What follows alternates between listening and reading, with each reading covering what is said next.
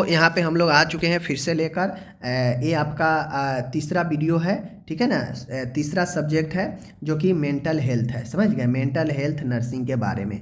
तो आप लोग ये मेंटल हेल्थ नर्सिंग का आज दूसरा टर्मिनोलॉजी एंड डिफिनीशन के बारे में देखेंगे।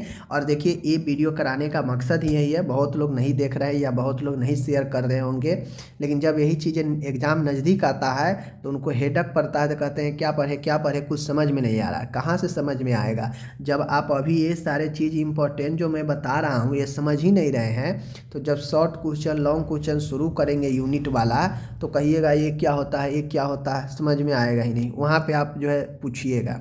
तो इसलिए मैं ये करा रहा हूँ। एग्ज़ाम में डिफिनीशन भी पूछता है, ठीक है, 10 नंबर 5 नंबर में। नॉलेज के लिए भी इम्पोर्टेंट है। साथ में यह आपको तमाम ऐसे यूनिट में आपको यूनिट के बारे में इंट्रोडक्शन अभी ही हो जाएगा, परिचय अभी ही हो जाएगा, ठीक है ना। तो इसलिए मैं करा रहा हूँ। फालतू कराता तो मैं खुद नहीं कराता, क्यों मैं 2 सप्ताह समय इसमें नहीं लेता। बाकी आप लोग की इच्छा, जो लोग पढ़ रहे हैं ठीक है, देख रहे हैं बहुत लोग नहीं पढ़ रहे हैं, ठीक है। जो पढ़ रहे हैं उस आगे भेज भी नहीं रहे अपने ग्रुप में, ताकि अपने दोस्त अपने पार्टनर लोग भी इससे पढ़ सके। तो ज़रूर आप लोग भेजिए। बाकी चलिए, हमारा जो कर्तव्य है मैं कर रहा हूँ दिल से, आपका जो कर्तव्य है कीजिए। आगे आया है आज मेरा दूसरा नंबर के वीडियो में एस्किजोफ्रेनिया। एस्किजोफ्रेनिया को हम लोग विखंडित मानसिकता कहते हैं। अब देखिए ये तो यहाँ पे इतना सारा चीज़ लिखा हुआ है, ठीक है, आप यहाँ से खुद भी इसको रोक कर पढ़ लीजिएगा। लेकिन जो मेरे बात को समझिएगा एकदम आसान से, तो जो आपके माइंड में चीज़ें घुस जाएगा वो फिर आपको पढ़ने से, कहीं भी बुक से या कहीं से भी पढ़ने से नहीं हो पाएगा। तो मेरा वीडियो का यही फ़ायदा होता है कि आप सुनेंगे तो ज़्यादा बेहतर होगा, ठीक है। देखने के लिए तो आप स्क्रीनशॉट भी ये सब का ले लेकर रख लीजिएगा या रोक कर पढ़ लीजिएगा, हो जाएगा। लेकिन आप एग्जैक्ट चीज़ें पढ़िएगा, लेकिन समझने के लिए ज़्यादा दिन रखने के लिए समझना पड़ेगा। अब देखिए एस्किजोफ्रेनिया या सिजोफ्रेनिया पढ़िए, जिसे विखंडित मानसिकता कहते हैं। यह एक गंभीर मानसिक रोग है और यह क्रॉनिक टाइप का मानसिक रोग है। क्या है यह? क्रॉनिक, यानी लंबे समय तक चलने वाला बीमारी होता है। अब किसी को सिजोफ्रेनिया होता है, उसका मन विखंडित हो जाता है, इसीलिए इसका नाम विखंडित रखा गया है। व्यक्ति का अलग अलग जो है भाव विचार हो जाता है। व्यक्ति जो इससे पीड़ित होता है यह एक पूर्ण मानसिक रोग है, ठीक है, यह एक पूर्ण मनोरोग है, पूर्ण पागलपन है, ठीक है। इसमें जो पीड़ित मरीज होता है या व्यक्ति होता है उसका थिंकिंग प्रभावित हो जाता है, अंडरस्टैंडिंग प्रभावित हो जाता है, ठीक है, उसका व्यवहार प्रभावित हो जाता है, सब चीज़ में परिवर्तन आ जाता है। व्यक्ति का सोच नज़रिया बदल जाता है, सोचने का, दूसरे पर शक करने लगता है, ठीक है ना। दूसरे छोड़िए, अपने परिवार में ही दूसरे सदस्य पर शक करने लगेगा। उसका जो समझने का नज़रिया है वो गलत, किसी भी चीज़ का उसको गलत तौर पर समझने लगेगा। उसको लगेगा कि हमारा परिवार में ही हमारा दुश्मन है, ठीक है। उसको लगेगा कि हमें फंसा रहा है, जबकि उसको सही भी कहेगा कोई तो लगेगा कि हमको फंसाने के लिए बुला रहा है। आप लोग देखते होइएगा कि किसी भी पागल व्यक्ति को आप कुछ कहिएगा, उसके लिए अच्छे भी कहिएगा तो आपको मारने दौड़ेगा, आपको गाली देगा, उसको लगेगा कि हमारे लिए गलत बता रहा है। तो वह एक सोच का, उसका समझ का परिवर्तन हो जाता है। इसमें उसका व्यवहार विचित्र हो जाता है, आक्रामक हो जाएगा, बहुत उदासी हो जाएगा, दुख भरा हो जाएगा, ठीक है। तो ये परिवर्तन आ जाता है, ठीक है। स्किज़ोफ्रेनिया के रोगी बिना किसी वजह के हर बात पर जो है वह शक करता है और अपनी दुनिया में वह खोए रहता है। तो जो पूर्ण पागलपन स्किज़ोफ्रेनिया वाला होता है, जिसमें सोच समझ व्यवहार इस समय परिवर्तन आ जाता है, तो वैसे रोगियों में अपने दुनिया में तो खोए रहेगा ही, साथ में बिना किसी वजह के वह दूसरों पर शक करता रहेगा, शक के नज़र से देखेगा, ठीक है। उसे ऐसी आवाज़ें सुनाई देगी जो वास्तव में होती नहीं है, इसके अलावा उसे हमेशा यही लगता है कि कोई उसके खिलाफ साजिश कर रहा है, उसे गलत तरीके से किसी मामले में फंसाया जा रहा है। मतलब एक काल्पनिक दुनिया में व्यक्ति चला जाता है, वो अपने आप को कल्पना करने लगता है कि मेरे साथ कोई साजिश रच रहा है, मुझे फंसाने का प्रयास कर रहा है, ठीक है। लेकिन उसके साथ कोई ऐसा करता नहीं है। मतलब अगर उसे अच्छा भी काम समझाया जाए कि ये ना करो, ये करो, ये तुम्हारे लिए गलत है, तो उसको बुरा ही लगता है। उसको लगता है कि ये मुझे साजिश कर रहा है, मुझे फंसाने का प्रयास कर रहा है। तो तो यही स्किज़ोफ्रेनिया होता है। ठीक है, आगे बढ़ते हैं। उन्माद क्या होता है? अब उन्माद भी एक गंभीर मानसिक बीमारी है, ये भी मानसिक बीमारी है। उन्माद जो होता है जिसे हम लोग मैनिया बोलते हैं, नहीं कहता उसको मैनिया हो गया है, तो मैनिया एक प्रकार से कहा जाए तो गंभीर मानसिक बीमारी है स्किज़ोफ्रेनिया के तरह ही। बट स्किज़ोफ्रेनिया में व्यक्ति काफ़ी ज़्यादा उदास, उसका व्यवहार परिवर्तन वाला, काफ़ी दुखी भरा, काफ़ी आक्रामक रहता है। लेकिन ये जो मेनिया होता है, मेनिया वाला जो मरीज होता है ना, यह व्यक्ति के क्रियात्मक मनोविक्षिप्त है। मतलब इसमें जो व्यक्ति का काम होता है ना, फंक्शन व्यक्ति का ज़्यादा प्रभावित हो जाता है। स्किज़ोफ्रेनिया में व्यक्ति काम नहीं करेगा, काम से भागेगा, जहाँ रहेगा अकेला रहना चाहेगा, दुखी रहेगा।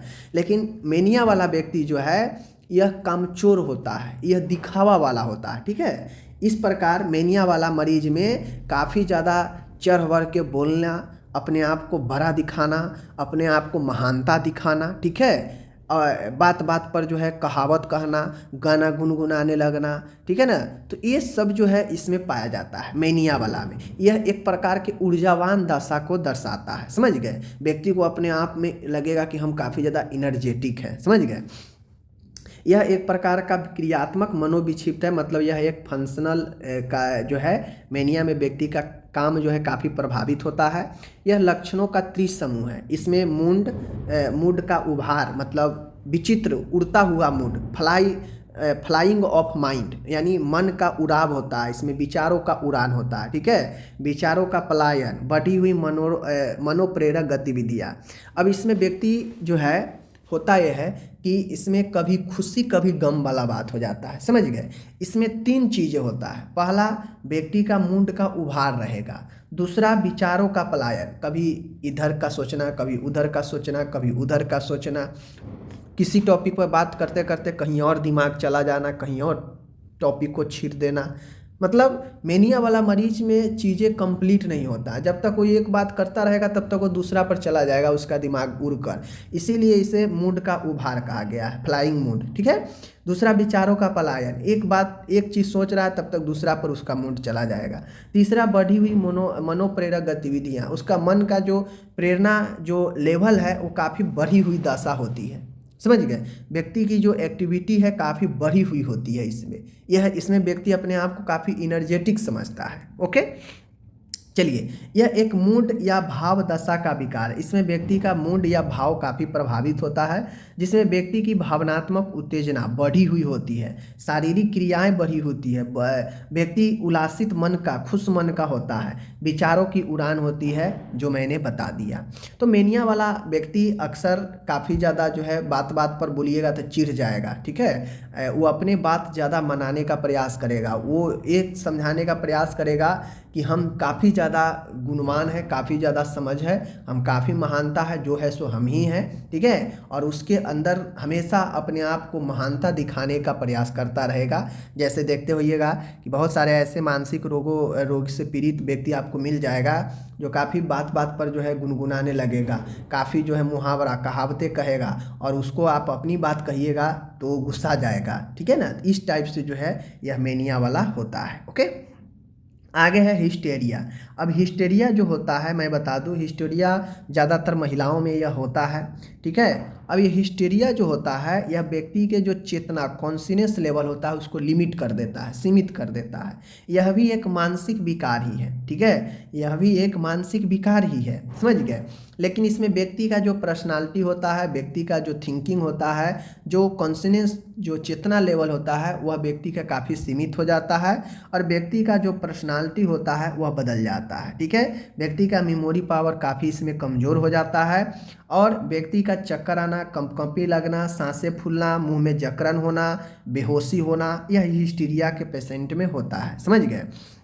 हिस्टीरिया का समस्या ज़्यादातर महिलाओं और लड़कियों में देखी जाती है, जिसमें व्यक्ति को 24 से 48 घंटे तक बेहोशी और नींद की समस्या बनी रहती है।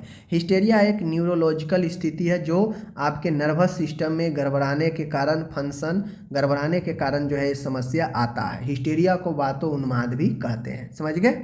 चलिए आगे है। अब मैं आपको एक चीज़ बता दूं, मेंटल हेल्थ मैंने आपको हिस्टीरिया पढ़ाया, मैंने आपको मेनिया पढ़ाया, मैंने आपको स्किज़ोफ्रेनिया पढ़ाया। बट आपको इसमें मैंने बता दिया कि यह एक मनोविकार है, ठीक है। लेकिन मनोविकार है तो मनोविकार मतलब मूड डिसऑर्डर, मेंटल रोग, मानसिक रोग। मैंने बता दिया कि तीनों मानसिक रोग है। बट इसको समझने के लिए आपको दो चीज़ समझना पड़ेगा। सबसे पहला क्या समझना पड़ेगा, समझना यही पड़ेगा कि जो मानसिक रोग है यह कितने कैटेगरी का होता है, मानसिक रोग कितने कैटेगरी का होता है। माय डियर फ्रेंड, मैं बता दूं, मानसिक रोग मुख्यतः जो आपको समझना है वो समझ लीजिए दो प्रकार के। एक आपका होता है साइकोसिस, ठीक है। दूसरा होता है न्यूरोसिस, ठीक है, न्यूरोसिस। साइकोसिस जो मानसिक रोग अगर किसी को होगा, ठीक है ना, साइकोसिस वाला, तो इसमें पूर्ण पागलपन की स्थिति होगी। इसमें व्यक्ति पूर्ण डिप्रेशन का स्थिति होगा। व्यक्ति इसमें पूर्ण जो है उसका व्यवहार बदल गया रहेगा, वह वास्तविक दुनिया से उसका नाता टूट गया रहेगा, जिसे हम लोग पागल कहते हैं। पागल का व्यवहार बदल गया रहता है, वह वास्तविक दुनिया से अलग ही अपने दुनिया में जीता है, तो वो साइकोसिस होता है, साइकोटिक प्रकार का। तो उस ऊपर जो तीन आप देखे हैं, एस्किजोफ्रेनिया, मेनिया, वह आपका साइकोसिस है। डिप्रेशन आगे आएगा, साइकोसिस है, ठीक है। जितना भी गहरा उदासी, गहरा पागल वाला समस्या होगा वह साइकोसिस होगा, ठीक है। साइकोसिस में व्यक्ति का व्यवहार, व्यक्ति का मन, व्यक्ति का मूड काफ़ी ज़्यादा प्रभावित होता है, बदल जाता है। बट न्यूरोसिस जो होता है यह नर्वस सिस्टम, नर्वस फंक्शन जो होता है, नर्व का जो तंत्रिका कार्य है उसके फंक्शन गड़बड़ाने के कारण ये होता है। अब ये जो न्यूरोसिस होता है चोट लगने के कारण भी हो सकता है ब्रेन में, ठीक है, इन्फेक्शन के कारण भी हो सकता है, किसी अदर बीमारी के इफेक्ट से भी हो सकता है, जिससे आपको मन प्रभावित हो जाता है। तो न्यूरोसिस वाला ये भी एक मानसिक रोग ही है। बट न्यूरोसिस वाला व्यक्ति को जो है वास्तविक दुनिया से नाता नहीं टूटता है। इसमें व्यक्ति सब चीज़ समझता है कि हाँ क्या है, क्या सही है, क्या गलत है। इसमें व्यक्ति जो है पागल की तरह व्यवहार नहीं करता है, समझ गए। तो ये न्यूरोसिस होता है, समझ गए। ये हल्के मानसिक रोग होते हैं, जबकि यह गंभीर मानसिक रोग होते हैं। न्यूरोसिस में आपको एंजाइटी आता है, चिंता। न्यूरोसिस में फोबिया आता है, भय। न्यूरोसिस में ओसीडी आएगा, ठीक है। तो आपको न्यूरोसिस में बहुत सारे बीमारी आते हैं जो आपके नॉर्मल रहते हैं, होते मानसिक रोग ही हैं बट नॉर्मल तरीके के होते हैं, ठीक है। आगे बढ़ते हैं।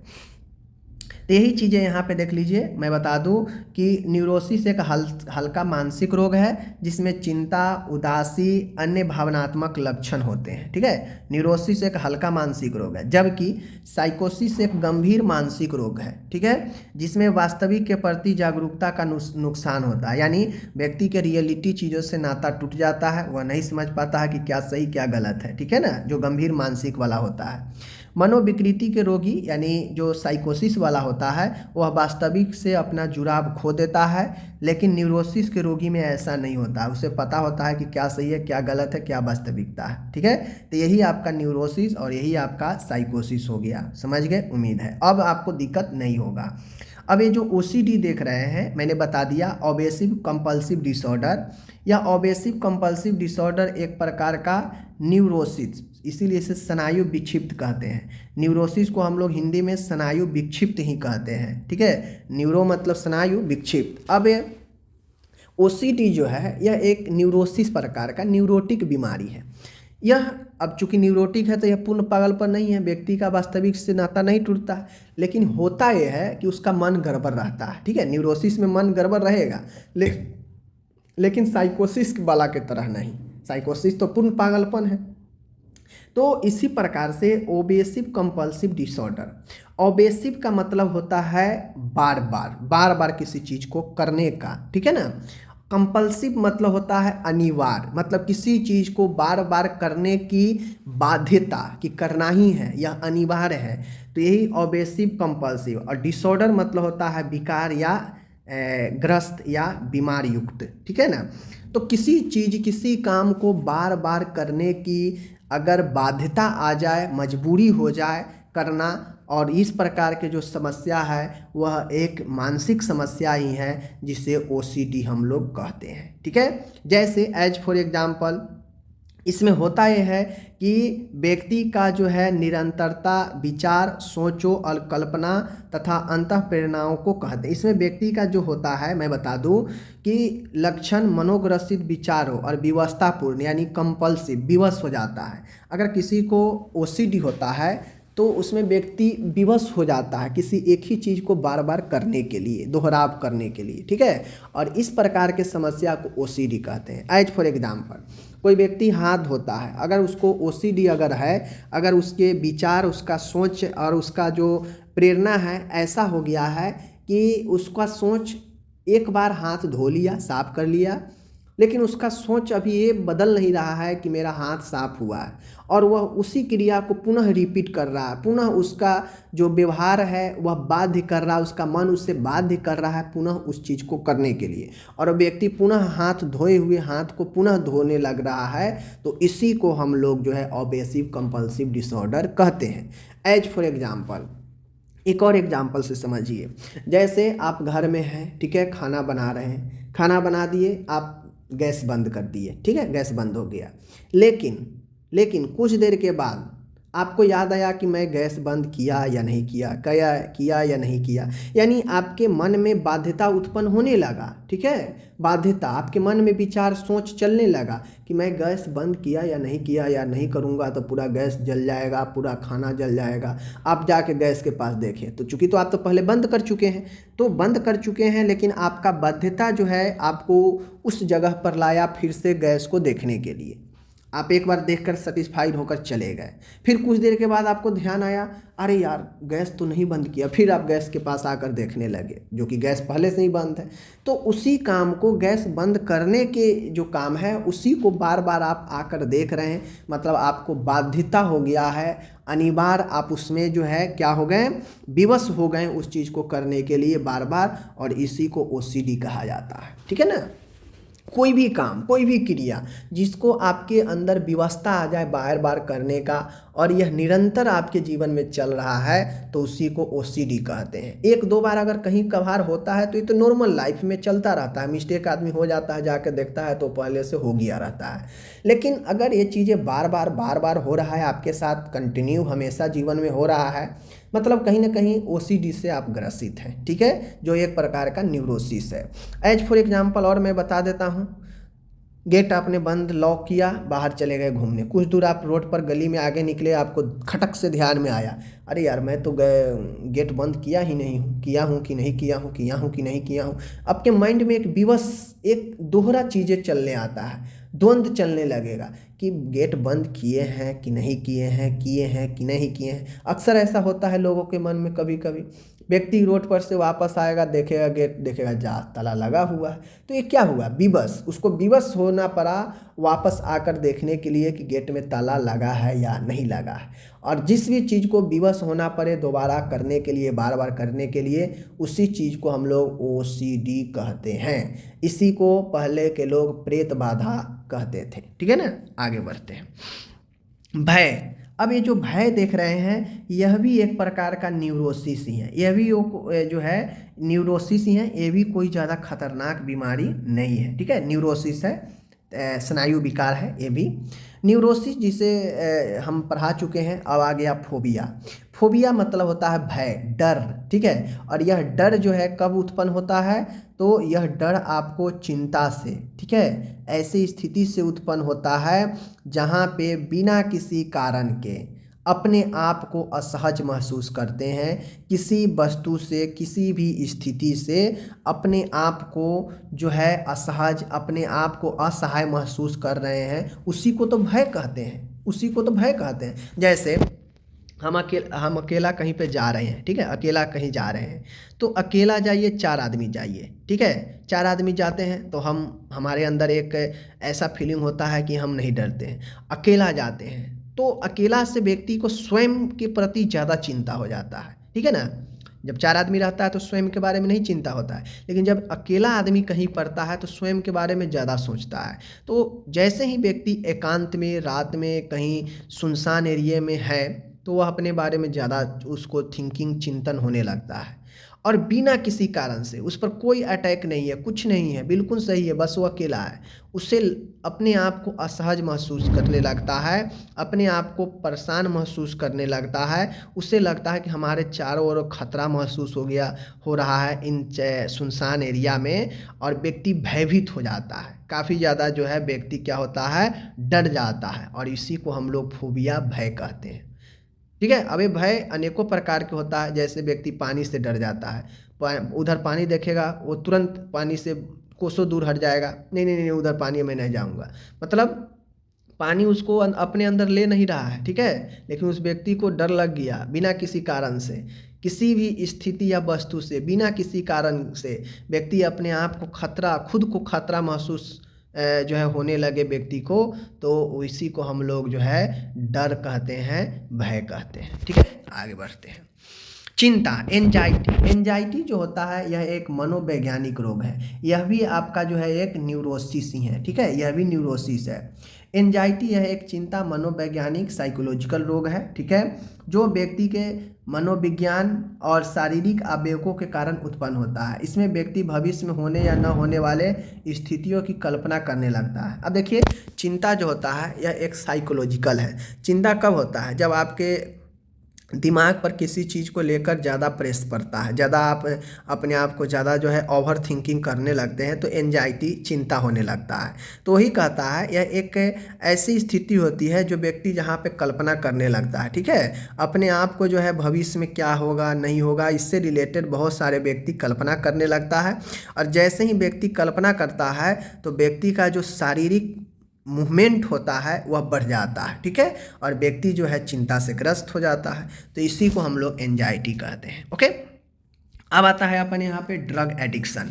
ड्रग एडिक्शन कहने का मतलब होता है औषध व्यसन, दवाई की लत लगना, औषधि का लत लगना। ठीक है, अब आप लोग जानते हैं कि बहुत सारे ऐसे चीज़ें हैं जिनसे दवाइयाँ बनाई जाती हैं, बहुत सारे ऐसे नशीले पदार्थ हैं जो व्यक्ति कंज्यूम भी करते हैं। ठीक है, लीगल रूप से मना भी है वो, लेकिन व्यक्ति उससे लेते भी हैं, समझ गए, और उसका ही इस्तेमाल दवाई बनाने में भी किया जाता है। तो देखिए, ड्रग एडिक्शन कहने का मतलब है किसी औषधि, किसी नशीले पदार्थ का आदी हो जाना। अब नशीले पदार्थ व्यक्ति क्यों लेता है, एक बार लिया, जैसे कोई व्यक्ति आदी कब हो जाता है, एक बार लिया, उसे अच्छा लगा, उसे लगा कि हाँ इसे काफ़ी आनंद आ रहा है, काफ़ी बेहतर महसूस कर रहे हैं, तो दोबारा लिया तो उसे और लगा कि हाँ इससे काफ़ी रिलैक्स मूड हो रहा है, काफ़ी अच्छा मन हो रहा है, एकदम हम खुश रह रहे हैं, तो वह उससे जो है धीरे धीरे लेना कंटिन्यू कर देता है, और उससे लेते लेते इस चीज़ की इतना ज़्यादा लत पड़ जाती है कि किसी चीज़ का बहुत ज़्यादा लत हो जाना ही एडिक्ट हो जाता है, एडिक्शन हो जाता है। अब जब व्यक्ति को किसी चीज़ का, किसी को एडिक्ट हो जाएगा, लत लग जाएगा, तो वह उसके बिना नहीं रह पाएगा। ठीक है ना, तो इसी प्रकार से ड्रग एडिक्शन में व्यक्ति को किसी ऐसे नशीले पदार्थ को बार बार लेने से लत लग जाता है जो उसे खुशी प्रदान करता हो, जो उसे जो है प्रसन्नता महसूस कराता हो। ठीक है, जिसके सेवन से, तो ऐसे कंडीशन में उसे बार बार सेवन करने का मन करता है। जब उसका मन खुश रहेगा, आनंद आएगा, तो उसे बार बार लेने का, सेवन करने का मन करेगा, और धीरे धीरे जो है इसकी आदत पड़ जाती है। ठीक है ना, अब ऐसे पदार्थ व्यक्ति को छोड़ना पड़े या कभी ना मिले तो वह काफ़ी चिंता होने लगती है उसको। ठीक है ना, और इनमें जैसे औषधियाँ हैं, शराब, अफीम, भांग, हीरोइन, निकोटीन, ये सब नशीली पदार्थ हैं। ठीक है, नशीली, जिसका इस्तेमाल दवाइयों में की जाती है, और जिसका इस्तेमाल व्यक्ति अपने जीवन को आगे बढ़ाने के लिए, मतलब अपने आप को खुश रखने के लिए भी लेता है। तो यही हमारा ड्रग एडिक्शन होता है, समझ गए। सबका अलग अलग एडिक्ट होता है, किसी चीज़ का आदी हो जाना ही एडिक्ट कहलाता है, बार बार लत लग जाना ही। ठीक है ना, अब आता है यहाँ पे माय डियर, देख लीजिए आप लोग, बहुत ही अच्छा क्वेश्चन है। हाइपोकॉन्ड्रियासिस, हाइपोकॉन्ड्रियासिस को हिंदी में हम लोग रोग भ्रम कहते हैं। क्या कहते हैं, रोग भ्रम। रोग भ्रम कहने का मतलब होता है कि रोग के प्रति भ्रम होना। अब भ्रम क्या होता है, आप लोग पढ़े हैं फर्स्ट ईयर में, भ्रम क्या होता है आप लोग को पता है ना। भ्रम कि किसी चीज़ के बारे में गलत आकलन, यही भ्रम होता है, गलत परख पाना। ठीक है ना, गलत समझ, यही भ्रम होता है। तो हाइपोकॉन्ड्रियासिस में होता यह है कि व्यक्ति बिना किसी वास्तविक रोग के कारण की उपस्थिति के बावजूद व्यक्ति को स्वयं को रोग ग्रसित समझना, व्यक्ति के अपने स्वास्थ्य के प्रति अत्यधिक संवेदनशील होना, बिना किसी रोग की उपस्थिति के व्यक्ति इस पूर्वाग्रह मतलब पहले से यह अनुमान से ग्रसित होना कि वह किसी रोग से ग्रसित है। तो हाइपोकॉन्ड्रियासिस रोग भ्रम जो होता है, यह व्यक्ति में एक प्रकार का ऐसा भ्रम होता है जो रियलिटी में व्यक्ति के अंदर रहता नहीं है, जिसमें वास्तविक में रोग रहता नहीं है, ठीक है, लेकिन वह फिर भी उसे लगता है कि हम किसी न किसी रोग से ग्रसित है। इसको लेकर वह तरह तरह के डॉक्टर के पास भी जाता है। अब चूंकि उससे रोग है ही नहीं, कुछ रोग वास्तविक में है ही नहीं, तो जाहिर सी बात है कोई दवाई भी अगर डॉक्टर देगा तो उससे कोई फ़र्क पड़ेगा नहीं, क्योंकि उसका तो दासा ही वही है कि रोग है, हमारे अंदर रोग है। अब वो एक डॉक्टर को छोड़ेगा दूसरे पर जाएगा, दूसरे को छोड़ेगा तीसरे पर जाएगा, और ऐसे व्यक्ति को डॉक्टर पर भी विश्वास नहीं रहता है, ठीक है, क्योंकि उसके अंदर कोई रोग है ही नहीं, तो बार बार डॉक्टर बदलता है, समझ गए। तो ऐसे रोगियों को लगता है कि वह किसी न किसी रोग से ग्रसित है। वह अपने हेल्थ के प्रति काफ़ी एक्टिव रहता है, काफ़ी चेकअप वगैरह पहले से ही जो है कराता रहता है, ठीक है, और वह पूर्वाग्रह पहले से यह चीज़ को मान के चलता है कि उसके पास कोई ना कोई रोग है, जबकि रियलिटी में ऐसा नहीं होता है। तो यह भी एक क्या है, मानसिक स्थिति का ही मानसिक ही रोग है।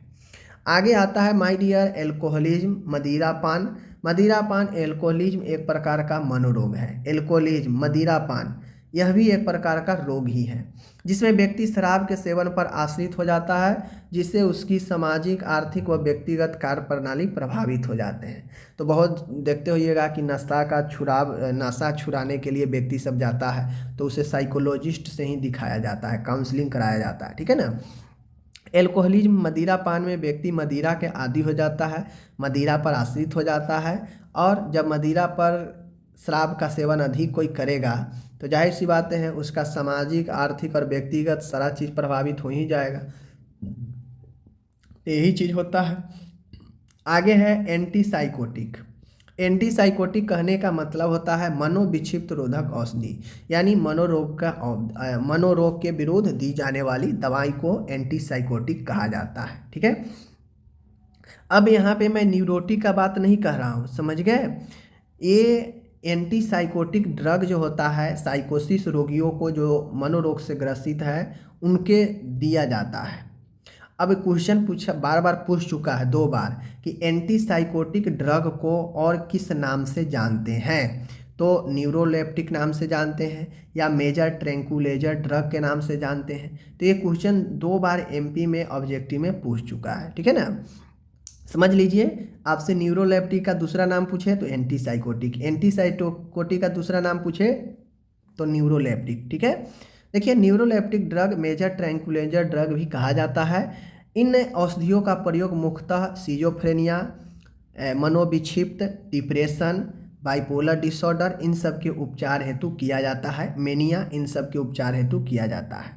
तो जो भी एंटीसाइकोटिक ड्रग होते हैं वह साइकोटिक प्रकार के मरीजों को दिया जाता है, जैसे स्किजोफ्रेनिया, डिप्रेशन, बाइपोलर डिसऑर्डर, जो भी साइकोटिक ड्रग है उसमें दिया जाता है, ठीक है ना। अब आता है साइकोसिस, जो कि मैं आपको न्यूरोसिस और साइकोसिस दोनों बता चुका हूँ। साइकोसिस एक गंभीर रोग है, गंभीर मानसिक रोग है, जिसमें व्यक्ति का सामाजिक संबंध प्रभावित होते हैं, व्यक्ति का विचार में अनियमितता पाई जाती है, व्यक्ति का वास्तविक से लेना देना नहीं रहता है, और यह पूर्ण एक पागलपन का शिकार होता है साइकोसिस वाला, ठीक है ना। नेक्स्ट आता है स्ट्रेस, तनाव। तनाव का मतलब होता है चिंता से आपको तनाव उत्पन्न होता है। सबसे फर्स्ट जो होता है व्यक्ति के अंदर स्ट्रेस आता है, चिंता आता है। चिंता के बाद व्यक्ति जो है तनाव में आता है, ठीक है ना। तो तनाव एक चिंता उत्पन्न करने वाली अवस्था है। तनाव जो है मैं बता दूं, जो सबसे फर्स्ट जो होता है वह स्ट्रेस होता है, तनाव होता है। अगर कोई व्यक्ति बहुत ज़्यादा अपने जीवन में तनाव ले रहा है किसी चीज़ को लेकर, तो वह तनाव जो है व्यक्ति को क्या देगा, चिंता देगा, ठीक है, एंजाइटी उत्पन्न करेगा। वह एंजाइटी आगे चल के डिप्रेशन में डालेगा। तो इस प्रकार से यह बढ़ते रहता है। तो स्ट्रेस, तनाव एक चिंता उत्पन्न करने वाली अवस्था है जिसकी उत्पत्ति व्यक्ति के जीवन में उसकी सामंजस्य क्षमताओं से ज़्यादा जिम्मेदारी व घटना का कारण बनती है। तनाव एक मानसिक स्थिति है जिससे व्यक्ति किसी बाह्य या आंतरिक खतरा होने का महसूस करता है। अब तनाव जो होता है, यह तनाव जीवन में अधिक प्रकार के जिम्मेदारियों को न झेल पाना, ठीक है, अनेकों कार्य को करना, असफल हो जाना। तो तनाव इन सब चीज़ों से जब जीवन में सामंजस्य नहीं हो पाता है तो व्यक्ति के अंदर जो है जीवन में कठिनाइयाँ शुरू हो जाती है, और जब वो कठिनाइयों को व्यक्ति नहीं झेल पाता है तो उससे व्यक्ति के अंदर एक तनाव, एक स्ट्रेस उत्पन्न होने लगता है, ठीक है। और जब स्ट्रेस उत्पन्न होता है तो व्यक्ति अपने आप को समस्या में डालता है, खतरा महसूस करने लगता है। तो यही जो है आपका तनाव होता है, और जब यही तनाव ज़्यादा होता है तो व्यक्ति के अंदर एंजाइटी उत्पन्न हो जाता है, ठीक है ना। आगे बढ़ते हैं, और आज का आखिरी है इनसाइट। इनसाइट मतलब होता है अंतर्दृष्टि। अंतर्दृष्टि व्यक्ति की अपनी मानसिक स्थिति के प्रति की दृष्टिकोण कहलाती है। अंतर्दृष्टि, इनसाइट का मतलब होता है कि अपने अंदर चीज़ों को देखना, अपने अंदर के चीज़ों को देख पाना। आप अपने अंदर के चीज़ों को कितना ज़्यादा समझ रहे हैं, और ये समझ आपका मानसिक स्थिति को बताता है, ठीक है। कोई व्यक्ति अगर बढ़िया है, नॉर्मल है, मानसिक स्थिति ठीक है, तो उसका जो अंतर्दृष्टि होगा खुद के प्रति एक अच्छा होगा। वो अपने आप को कम ज़्यादा अपने आप को गुण अवगुण को पहचान पाएगा, ठीक है ना, दुख सुख को समझ पाएगा। लेकिन अगर किसी का इंसाइट गड़बड़ा जाएगा, अंतर्दृष्टि गड़बड़ा जाएगा, तो वह व्यक्ति अपने गुण अवगुण, अपने दुख सुख को नहीं समझ पाएगा, ठीक है। वह अपने मानसिक स्थिति से अलग हो जाएगा, ठीक है ना। तो यही इंसाइट होता है। तो इस प्रकार से मैंने आपको जो भी था अच्छे से मैंने मेंटल हेल्थ को करा दिया। अब यह मेंटल हेल्थ दूसरा वीडियो समाप्त होता है, इसके बाद सीधा हम लोग चलेंगे सब्जेक्टिव के तरफ, ठीक है। धन्यवाद।